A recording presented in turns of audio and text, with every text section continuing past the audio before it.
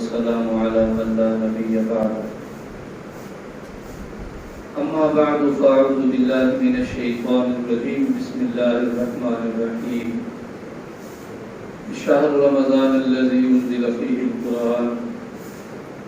وقال النبي صلى الله عليه وسلم: قد أذلكم شهر عظيم مبارك. صدق الله العظيم وصدق رسوله النبي الكريم. اللهم صل على محمد وعلى آل محمد كما صليت على إبراهيم وعلى آل إبراهيم إنك حميد مجيد. برادر محترم، عزیز مکرم جناب قاری عبدالقدیر صاحب دامت برکاتہم العالیہ، انہوں نے میری ایک ذاتی ضرورت کی وجہ سے اپنے پروگرام کو توڑ پھوڑ کیا اور یہاں تشریف لائے. میں کسی ایک کام میں تھا، میں نے کہا شاید میں نہ پہنچ سکوں، تو انہوں نے شفقت فرمائی، میں ان کا شکریہ ادا کرتا ہوں. موضوع انہوں نے میرے ذمہ لگا دیا ہے تو سبحان اللہ، یہ بھی خوبصورت موضوع ہے اور یہ موضوع سنت کے مطابق جناب رسول اکرم صلی اللہ علیہ وآلہ وسلم رمضان المبارک کی آمد سے پہلے آپ اس کے متعلق اپنے صحابہ کرام، اپنی جماعت کو تیار کیا کرتے تھے کہ مستعد ہو جائیں اور ہمت فرمائیں.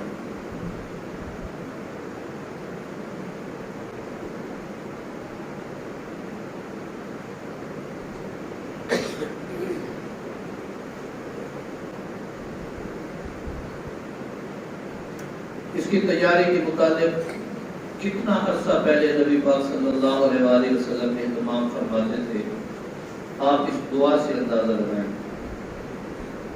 اللہم بارک لنا فی رجب و فی شعبان وبلغنا الی رمضان. اللہ ہمارے لیے رجب میں بھی برکت عطا فرما، شعبان میں بھی برکت عطا فرما، اور ہمیں رمضان تک خیر و خوبی سے لے جا. یہ جملہ آپ نے کب ارشاد فرمایا؟ جب رجب کا چاند دیکھا. ایک مہینہ رجب، ایک مہینہ شعبان اور ایک مہینہ رمضان. رجب کے 30 یا 29 یا 30 دن، شعبان کے بھی 29 یا 30 دن، یعنی 59 دن پہلے، 2 مہینے پہلے آپ نے دعا میں ذکر فرمایا: اللہ رجب کا چاند تو نظر آ گیا، اس میں بھی برکت دے، شعبان میں بھی برکت دے، اور اپنی کرم نوازی سے رمضان تک بھی پہنچا دے، ہمیں رمضان تک بھی پہنچا دے. یعنی جس کام کی دعا، یہیں سے علماء لکھتے ہیں کہ درازی عمر کی دعا سنت ہے، ثابت ہے کہ اللہ عمر دراز کر، عمر لمبی فرما، خیر و خوبی والی عطا فرما. یہ یہیں سے ثابت ہے. اگر لمبی عمر کی دعا نہ کی جانا ثابت ہوتا تو اللہ کے نبی یہ تو نہ فرماتے: اللہ اب تم نے رجب دکھا دیا تو رمضان بھی دکھائی دے، مہربانی کر دے. تو رمضان کی دعا، اتنی پیشگی مانگنا اور رمضان کے لیے اتنا پیشگی اہتمام کرنا، یہ نبی علیہ الصلوۃ والسلام کی سنت مبارکہ ہے. اب آپ کو اس سے اندازہ ہو گیا ہوگا کہ آقا علیہ الصلوۃ والسلام 2 ماہ پہلے رمضان کی برکت کی دعائیں کر رہے ہیں. آخر اس میں کوئی ایسی چیز تھی تو اللہ کے نبی اتنی خواہش فرما رہے تھے؟ کچھ ہوگا نا اس میں. آخر حضرت علی رضی اللہ تعالیٰ عنہ بیٹھے ہیں اور فرماتے ہیں: مجھے 3 چیزیں بڑی پسند ہیں. اور ان 3 چیزوں میں کون کون سی چیزیں پسند ہیں؟ یہ حدیث ثلاثی کا حصہ ہے، میں اکثر اس کے کچھ حصے عرض کیا کرتا ہوں. فرمانے لگے: مجھے پہلی چیز پسند یہ ہے کہ جہاد کا میدان ہو اور میں صف اول میں ہوں. صف آخر میں نا، ہم تو نماز میں صف اول میں آنے کا اہتمام کم کرتے ہیں، اور حضرت علی فرما رہے ہیں میں جہاد کی صف اول میں ہونا پسند کرتا ہوں. دشمن کے عین نشانے پر، وہ بھی میرے عین نشانے پر، میں بھی اس کے عین نشانے پر. مزہ آئے کہ جب بات بنے کہ 2 ہاتھ ہوں اور وہ بھی سامنے، لات و منات کی عزت بیان کر رہا ہوں اور میں یہاں رب کریم کی عزت بیان کر رہا ہوں. وہ اپنے پیشواؤں کی اور اپنے مقتداؤں کی تعظیم بیان کر رہا ہوں اور میں غلامی رسول کا دم بھر کے آگے بڑھ رہا ہوں. پھر آئے نا مزہ. دوسرا پتہ ہے آپ کیا فرماتے ہیں؟ غریب کو کھانا کھلاتا رہو، مساکین کو کھانا کھلاؤ. مجھے بڑا پسند ہے، مجھے یہ بڑا پسند ہے. میرے گھر میں کوئی میٹھی پھیکی چیز اچھی پکے، میں خود اس میں سے جو کھا سکوں تھوڑی بہت گزارے کے طور پر لے لوں، باقی میں غریبوں کو کھلا دوں، مساکین کو کھلا دوں. ہم تو کہتے ہیں نا کہ اچھی چیز کوئی پک گئی، کہیں سے آ گئی تو بھئی کواڑ بند کر دو، کھا لو. ترجیح ہوتی ہے کہ زیادہ سے زیادہ ہم کھا لیں. ہمارے تبلیغی جماعت کے بزرگ سمجھاتے ہیں کہ کھانا کھانے کی 3 قسمیں. ایک ہے رحم کا کھانا، ایک ہے عدل کا کھانا، ایک ہے ظلم کا کھانا. رحم کا کھانا کیا ہے؟ میں کم کھا لوں کوئی بات نہیں، میرا بھائی جو ایک ہی کٹوری میں میرے ساتھ شریک ہے وہ ذرا زیادہ کھا لے. میں شوربے سے گزارا کر لوں، بوٹیاں وہ کھا لے، یار کوئی نہیں، پیٹ ہی تو بھرنا ہے. میں تھوڑا کھا لوں وہ زیادہ کھا لے. جو میرا جو شریک ہے دسترخوان میں، میری پلیٹ میں، میرے ڈونگے میں، یہ زیادہ لے لے کوئی بات نہیں، میں ذرا کم لے لوں. یہ رحم کا کھانا ہے، اللہ ہمیں یہ نصیب فرمائے. دوسرا ہے عدل کا کھانا. نہیں، برابر، تو بھی 2 بوٹیاں کھائے گا تو میں بھی 2 کھاؤں گا، تو بھی 2 روٹیاں کھائے گا تو میں بھی 2 ہی کھاؤں گا. دودھ ہے تو آدھا آدھا ہوگا، چائے ہے تو آدھی آدھی ہوگی، کوئی اور میٹھی پھیکی چیز ہے تو یہ بھی عدل کا کھانا ہے. چلو بھی نہ میں اپنا کھانے دوں نہ اس کا کھاؤں. ظلم کا کھانا کیا ہے؟ وہ کم سے کم کھائے، میں زیادہ کھا جاؤں. تبلیغی جماعت والے بزرگ کہتے ہیں ظلم کے کھانے کی مثال یہ ہے کہ ایک بوٹی منہ میں، ایک ہاتھ میں اور ایک نظر میں. یہ بھی میں نے اٹھائی ہے، یہی میں نہیں کھاوا نہیں، میں کھا لوں. اب کھانا کھلانے کی بات آئی تو یہاں ایک اور بات. اہل جنت، یہ جنتی لوگ جو ہیں، اللہ تعالی ہم سب کو لے جائے گا انشاءاللہ، ضرور جائیں گے ہم انشاءاللہ. جنت میں جانے کے لیے بندے کا موحد ہونا شرط ہے، اور اللہ کے فضل سے ہم موحد ہیں، مشرک نہیں ہیں، ہم شرک کے قریب نہیں جاتے. حضرت دین پوری رحمت اللہ علیہ فرماتے تھے میرے سامنے کوئی بندہ اڑتا ہوا آئے، سونے کے پروں سے لدا ہوا ہو، اس کا رواں رواں چمک رہا ہو، اور میرے سامنے اڑتا ہوا کلابازیاں کھاتا ہوا آسمان سے اترے اور ایک بہترین قسم کے قالین پر بیٹھا اور نیچے آ کر کہے میں پہنچی ہوئی سرکار ہوں، میں کہوں گا تجھ جیسی کئی سرکاریں قربان، نام میرے اللہ کا اور اس کے بعد میرے محمد کا، اس کے بعد میرے نبی کی بات کر. تو نیک ہوگا، صالح ہوگا، اچھا ہوگا، ولی ہوگا، کتب ہوگا، غوث ہوگا، یہ تعظیم حق ہے اور کرتے ہیں. لیکن تو کہے میں مشکل کشا ہوں، میں حاجت روا ہوں، میں بگڑی بناتا ہوں، میں کام سنبھالتا ہوں، میں تمہارے بچے دیتا ہوں، اولادیں دیتا ہوں، دکھ تکلیف دور کرنے پر میں قادر ہوں، زندگی موت میرے ہاتھ میں ہے، روزی روٹی میرے ہاتھ میں ہے، نہ بابا نہ. تجھے شریف آدمی ماننے کو تیار ہیں، مومن ماننے کو تیار ہیں، ولی ماننے کو تیار ہیں، صالح ماننے کو تیار ہیں، نمازی حاجی ماننے کو تیار ہیں، نہ تجھے نبی مانتے ہیں نہ تجھے خدا مانتے ہیں. نبوت بھی مکمل ہو گئی اور رب کے علاوہ اور کوئی رب ہو بھی نہیں سکتا. تو اہل جنت جو ہیں یہ کبھی جنت کی سیر کرتے کرتے جنت کے کنارے پہ آئیں گے اور قرآن پاک میں آتا ہے اوپر سے کھڑے ہو کر جہنم کی طرف دیکھیں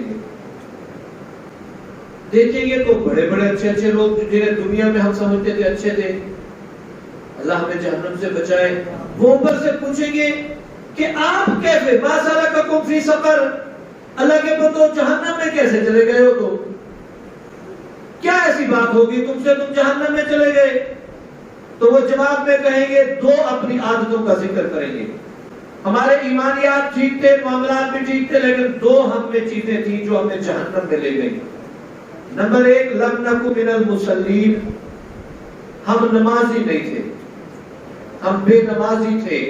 ہمارا بے نمازی ہونا ہمیں لے ڈوبا. یہ ہم کبھی کبھی کہتے ہیں نا اذان ہو رہی ہوتی ہے، یار تو نماز پڑھیا میں ذرا یہ کام کر لوں، ہے جی میں ذرا یہ فلاں جو ہے نا اس سے بات کر لوں، چلو تو اتنا نماز پڑھ. اور بات تو ایسے بھلے لوگ ہیں نماز پڑھیا میں ذرا حکا شکا پیوں، یاد چاہے گا کب پیوں تو نماز پڑھ لیں. اور خدا کے بندو اس کو اتنا غیر ضروری کیوں سمجھا آخر؟ اور دوسری عادت وہ کیا کہیں گے؟ لَمْ نُطْعِمُ الْمِسْكِينَ، ہمارے پاس غریب سائل مسکین کبھی آ جایا کرتے تھے کھانا کھانے کی نیت سے، غربت کی وجہ سے ہم نے کبھی ان کو کھانا کھلایا نہیں. مسکین کو کھانا نہ کھلانے کی وجہ سے اور نماز نہ پڑھنے کی وجہ سے ایک حقوق اللہ ہے، ایک حقوق العباد ہے. اللہ کا بھی خیال نہیں رکھا، بندوں کا بھی خیال نہیں رکھا.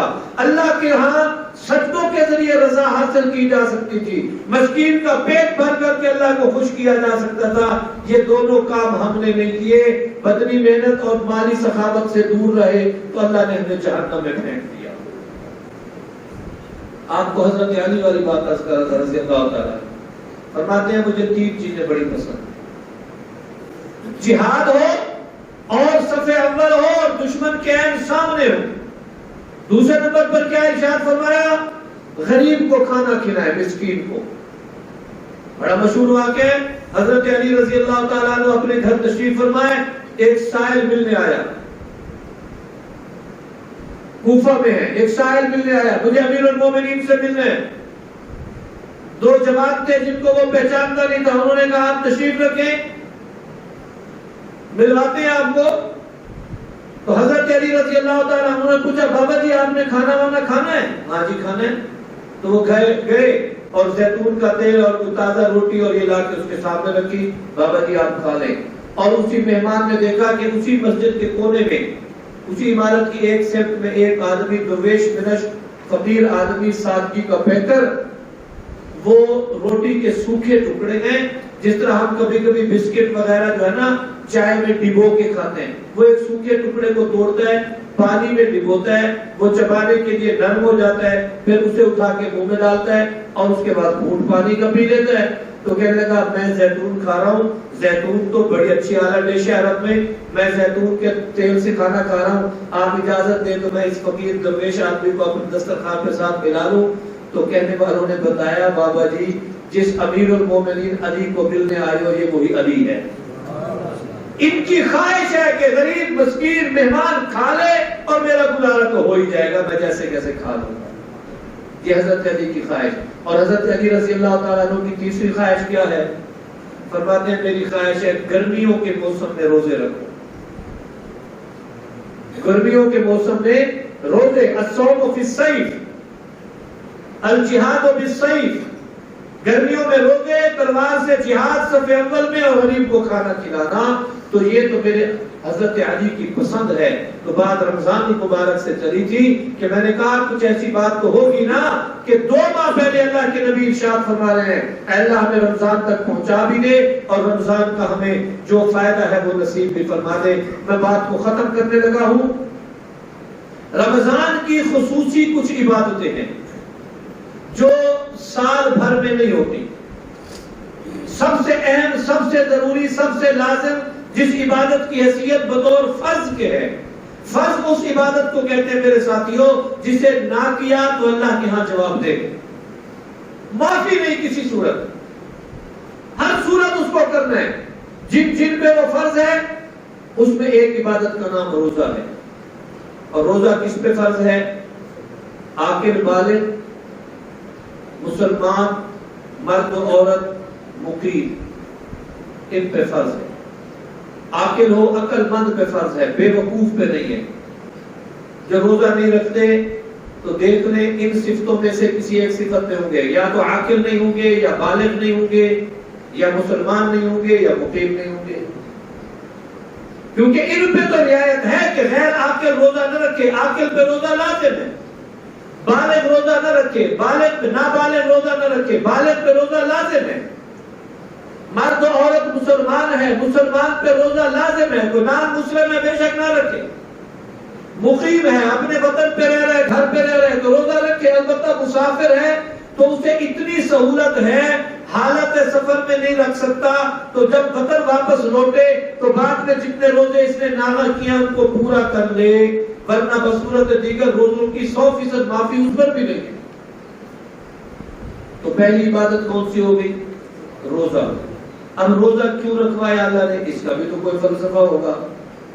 قرآن پاک میں آتا ہے یا ایھا الذین آمنوا کتب علیکم الصیام کما کتب علی الذین من قبلکم، ایمان والو تمہارے اوپر روزے فرض کر دیے گئے۔ اب یہ نہ سمجھنا کہ یہ بھوک پیاس کی جو آزمائش ہے صرف تم پر ہے، بلکہ کما کتب علی الذین من قبلکم، تم سے پہلوں پر بھی تھی، تم سے پہلے بھی روزے رکھا کرتے تھے لوگ۔ تمام امتوں میں، تمام انبیاء کی امتوں میں یہ روزہ رہا ہے، البتہ ترتیب بدلی رہی ہے۔ بعض امتوں میں روزہ ہر ماہ میں 3 دن ہوتا تھا، جس طرح حضرت آدم علیہ السلام کے دور مبارک میں ہر امتی پر ضروری تھا کہ ہر مہینے میں 3 روزے رکھے۔ سال کے مہینے کتنے ہوتے ہیں بھائی؟ 12۔ ماشاءاللہ آدھے جاگ رہے ہیں، چلو آدھے سو گئے، کوئی بات نہیں، نیند بھی آ جاتی ہے نا، پنکھے چل رہے ہوں، سکون ہو، مسجد ہو، اللہ کی رحمت نازل ہو رہی ہو، بندہ ایسے ہے جیسے ماں کی گود میں بیٹھا ہے، تو نیندیں تو آ رہے ہیں۔ تو سال میں 12 مہینوں میں ہر ماہ 3 روزے رکھے، تو امت آدم نے کل کتنے روزے رکھے؟ 36، جبکہ ہمارے اوپر کتنے ہیں؟ 29 یا 30، 29 یا، اور مزہ 29 والی عید کا ہے، اس کا اپنا مزہ ہے۔ چند سال پہلے تو رمضان اور بھی سخت دنوں میں تھا، تو میں نے شاید آپ کو بتایا تھا میری بچی نے روزہ رکھ لیا، اب پہلا ہی روزہ ہو اور وہ سیڑھی پر بیٹھی ہے، سیڑھی کے ایک طرف سے ہوا بڑی اچھی آ رہی ہے، عصر کا وقت ہے، میں نے کہا بیٹے نیچے آ جا، تلاوت کر لے، تسبیح پڑھ لے۔ یہاں بیٹھ کے بار بار پوچھ رہی ہے کیلنڈر دیکھنا امی ٹائم کتنا بج گیا، ابو دیکھنا ٹائم کتنا بج گیا، ہمیں تنگ نہ کر، نیچے اتر روزہ رکھ۔ اور یہ تو قبولیت کا وقت ہے بیوی، جب بھی تو جہاں جو بھی دعا مانگے گی اللہ قبول فرمائیں گے۔ اس نے کہا ابو دعائیں اس وقت قبول ہوتی ہیں افطاری کے وقت؟ میں نے کہا ابو قبول ہوتی ہیں، تو دعا مانگے اللہ صبح عید کر دے۔ میرے پوترے کا جب پہلا روزہ، تو میرے ساتھیوں یہ روزہ لازم ہے، اور پھر اب اتنے سخت روزے نہیں آ رہے جن روزوں میں سے ہم اب گزرے، یہ کوئی اتنے سخت روزے نہیں، پہلی امتوں پر بھی تھے۔ حضرت آدم کی امت 36 روزے رکھتی، ان کے روزوں کے دنوں کے نام تھے ایام 20۔ 20 سفیدی کو کہتے ہیں، انڈے کو بیضا کہتے ہیں۔ تو بعض لوگوں کا یہ استدلال ہے، اور جید علماء اس پر یہ اپنا تجربہ لکھتے ہیں کہ اگر کوئی شخص خوبصورت نہ ہو، اور میں آج بات آپ کو کہہ دوں، میرے والد محترم حضرت مولانا عبدالحی رحمت اللہ علیہ نے کئی ہماری بیٹیوں بہنوں کو مشورہ دیا، والدین آتے جی بیٹی اچھی خوبصورت نہیں، قبول صورت سی ہے، بس جو بھی رشتہ آتا ہے وہ پسند نہیں کرتے، کبھی کوئی رنگت پہ، کبھی کوئی نقش نین پہ، کبھی کوئی قد کے چھوٹے اور بڑے ہونے پہ، کوئی نہ کوئی جسمانی اعتراض کر کے چلے جاتے ہیں۔ اب ہم اس کا کیا کریں؟ تعلیمی اعتراض کرتے، بچی کو ہم نے ایم اے کرا دیا، کوئی مالی اعتراض کرتے، ہم ہر قسم کا جہیز دینے کو تیار ہیں، بے عقل ہونے کا اعتراض نہیں کرتے، بہرحال ایک صورت کی طلب ہوتی ہے تو وہ صورت کو، ابا جی نے ان کو کہتے تھے کہ ایسی بچیوں کو کہو ہر مہینے 3 روزے رکھا کریں، چاند کی 13 تاریخ کو، چاند کی 14 تاریخ کو، چاند کی 15 تاریخ کو۔ جس طرح چاند چمکدار ہوتا ہے، امت آدم میں ان دنوں میں روزے رکھتے تھے، ان کے روزے رکھنے سے اللہ چہروں پہ نور پیدا کر دیتے ہیں، محبوبیت پیدا کر دیتے ہیں، پھر جو بھی دیکھے تو پسند کرے۔ کمارے اگر کہیں پریشانی کا شکار ہو، 15 روزے رکھو، انشاءاللہ میں ڈھیپت یہاں پہ جا سکتا ہوں۔ تو حضرت داؤد علیہ السلام کی امت ایک دن روزہ رکھتی تھی، ایک دن افطاری، تو گویا کہ 6 ماہ روزے اور 6 ماہ افطاری، اور اس کے مقابلے میں ہمیں کتنے روزے ملے؟ 29 یا 30۔ حضرت موسیٰ علیہ السلام کی امت 40 دن روزہ رکھتی تھی سال میں، 40 دن۔ کون سے 40 دن؟ جن 40 دنوں میں حضرت موسیٰ علیہ السلام کوہ طور پر تشریف لے گئے، اور کوہ طور پر چلہ کاٹ کے انہوں نے اللہ رب العزت کے حضور درخواست کی کہ میری قوم کہتی ہے کہ کوئی کتاب دے دیں، کوئی ضابطہ عنایت فرمائیں، کوئی شریعت کے اصول ارشاد فرمائیں، ہم اس کتاب کو پڑھ کے تاکہ اپنی شادی غمی بیاہ نکاح، اپنی تجارت زراعت، اپنے معاملات کو حل کر سکے.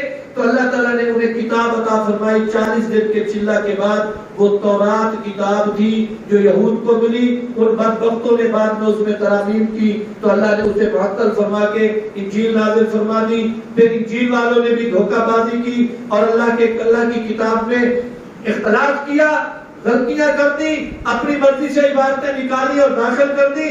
تو نتیجہ یہ نکلا کہ اللہ نے پھر ایک ایسی کتاب عطا فرمائی اور ساتھ یہ بھی گارنٹی دے دی کہ اب اے نبی جو کتاب دینے لگا ہوں اسے نازل بھی ہم نے کیا، اس کی حفاظت بھی ہم کریں گے. اور وہ کون سی کتاب ہے؟ سبحان. دیکھیے کبھی آپ نے کتاب قرآن پر یقیناً کئی مرتبہ دیکھی ہوگی اور تلاوت بھی کرتے ہوں گے. اور جس رمضان کا تذکرہ چھیڑے بیٹھے ہیں، اس رمضان کی ایک فضیلت یہ بھی ہے کہ شہر رمضان الذی انزل فیہ القرآن. ارے رمضان میں برکت کی وجہ یہ ہے کہ اللہ نے یہ قرآن اسی رمضان میں نازل فرمایا. اِنَّا أَنزَلْنَاهُ فِي لَيْلَةِ الْقَدْرِ، ہم نے قرآن کو اسی رمضان کی ایک رات میں نازل فرمایا. آسمان عرش معلیٰ سے، لوح تقدیر سے آسمان اول پر، پھر تدریجاً اللہ نے پیارے نبی پر نازل فرمایا. اور اللہ کا لاکھ تو کچھ نہیں، کروڑ کچھ نہیں، ارب کچھ نہیں، ہوا کے جھونکوں کے برابر، ریت کے ذروں کے برابر، پانی کی بوندوں کے برابر، ستاروں کی ایک ایک کرن کے برابر ہم اگر شکر ادا کریں تو کم ہے کہ اللہ نے یہ کتاب دی بھی صحیح اور اس کی حفاظت بھی فرما دی. ورنہ خدا نہ خواستہ اگر یہ بھی ہمارے سپرد کر دی جاتی، جس طرح تورات اہل تورات کے سپرد کر دی گئی، انجیل اہل انجیل کے سپرد کر دی گئی کہ تم جانو اس کی حفاظت جانے، اگر یہ بھی ہم جیسوں کے سپرد کر دی جاتی تو کہیں مفاد، کہیں خوف، کہیں ڈر، کہیں لالچ، کہیں کسی غفلت کی وجہ سے پتہ نہیں 1400 سال میں کتنی ترامیم ہو جاتی. میرے اللہ نے فرمایا نہ میں اس میں پیروں کا احسان، نہ کسی فقیر کا احسان، نہ خطیب اور عالم کا احسان، نہ کسی مالدار اور طاقتور کا احسان، نہ معتدل اور منتظم کا احسان. کوئی منت نہ لگائے کہ کتاب بھی محنت کر رہا ہے، اس کو نازل بھی میں نے کیا اور اس کی حفاظت میں آپ کروں گا. اور حفاظت کی ایک ترتیب کیا بنائی؟ اسی رمضان میں تراویح کی شکل میں بنا دی. بات کو سمجھتے ہیں یہاں تک، اس کے بعد آگے چلیں گے. میرے ساتھیوں، رمضان کی خصوصی عبادتوں میں سے ایک عبادت کیا ہے؟ روزہ. یہ کیا عبادت ہے؟